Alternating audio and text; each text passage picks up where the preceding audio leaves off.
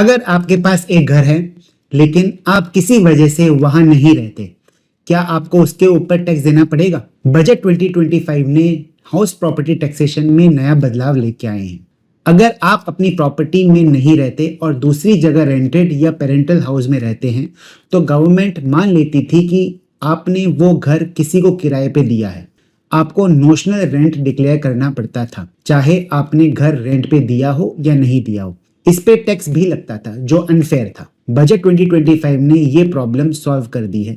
अब अगर आप किसी भी रीजन से अपने घर में नहीं रहते हो, तो भी उसका एनुअल वैल्यू नील माना जाएगा। मतलब अब बिना किसी नोशनल रेंट के टैक्स फ्री रखा जा सकता है।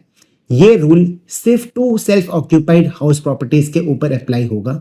अगर आपके पास 3 या उससे ज्यादा घर हैं, तो एक्स्ट्रा प्रॉपर्टीज पर नोशनल रेंट का टैक्स लगेगा।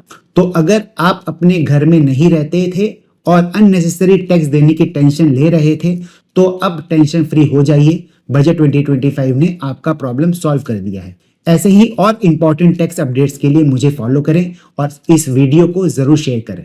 Thank you. अगर आपके पास एक घर है लेकिन आप किसी वजह से वहां नहीं रहते, क्या आपको उसके ऊपर टैक्स देना पड़ेगा? बजट 2025 ने हाउस प्रॉपर्टी टैक्सेशन में नया बदलाव लेके आए हैं। अगर आप अपनी प्रॉपर्टी में नहीं रहते और दूसरी जगह रेंटेड या पेरेंटल हाउस में रहते हैं, तो गवर्नमेंट मान लेती थी कि आपने वो घर किसी को किराए पे दिया है। आपको नोशनल रेंट डिक्लेयर करना पड़ता था, चाहे आपने घर रेंट पे दिया हो या नहीं दिया हो। इस पे टैक्स भी लगता था, जो अनफेयर था। बजट 2025 ने ये प्रॉब्लम सॉल्व कर दी है।